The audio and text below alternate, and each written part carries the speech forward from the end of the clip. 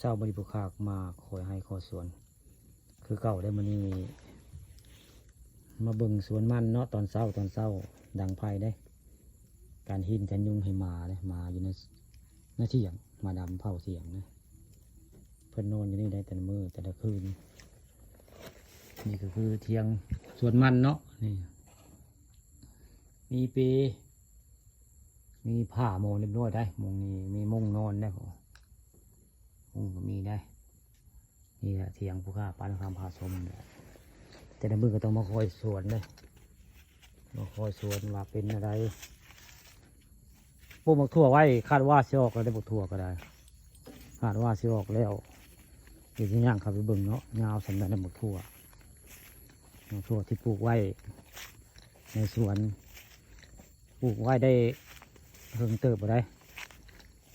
วางอาทิตย์นี้ละปลูกไว้มันก็ถั่วออกแล้วบ่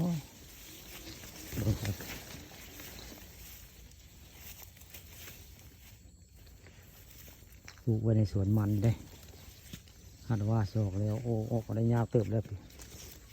ยาวเติบแล้วบักถั่วก็ได้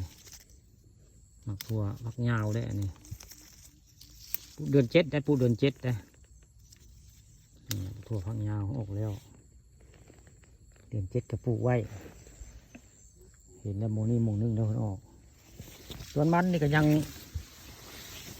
บริษัทหญ้าได้ยังบริษัทหญ้าจักเครือหากเห็นเงาเดียวได้เพิ่นออกแล้วพวกพักยาวอื่นยังบ่เห็นได้นี่ก็หญ้านี่งามใช่ไหมผมงามใช่หญ้านี่ก็ได้แต่มันก็งามกว่าหญ้าว่างานมันก็เลยบ่ได้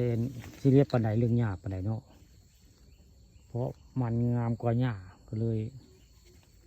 บ่ได้คิดน้ำหญ้าปานใดปีกายนี่มันบริงามแบบนี้ได้ปีกายนี่ซับหญ้าตั้ง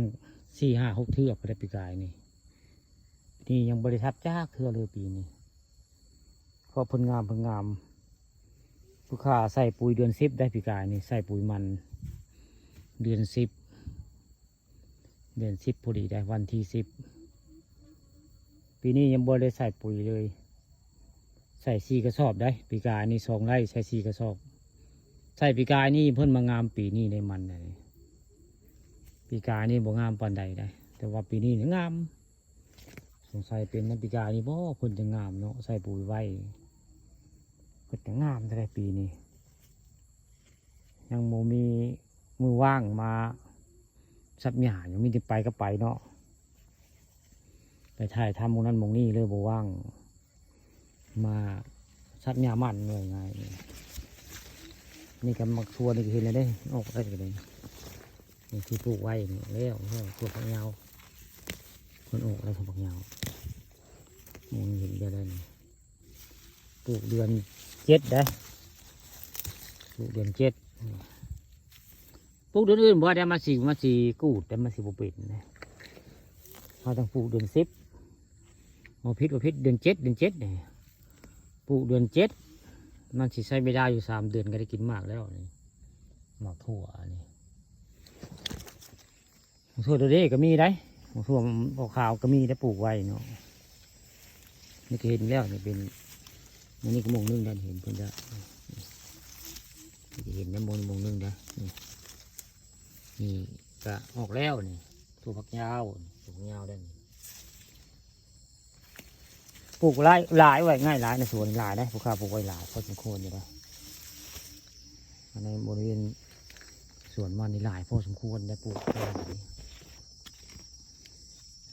มันกับสงสัยยังบริษัทใหญ่อยู่ปีนี้เบิ่งเดียวผลงามโพดผลงามกว่าหญ้าเลยผู้ค้าเลยสบายเจ้าของสวนหรือบริษัทมงนี่คิดว่าบริษัทได้เบิ่งเดียวแต่ก็ได้มันห้าวปีนี้เบิ่งเดียวนี่มันห้าวแล้วบริษัทหญ้าเนาะเฉพาะส่วนนี้ได้ส่วน2อันนี้ส่วน2ผู้ค้าแล้วนี่คัก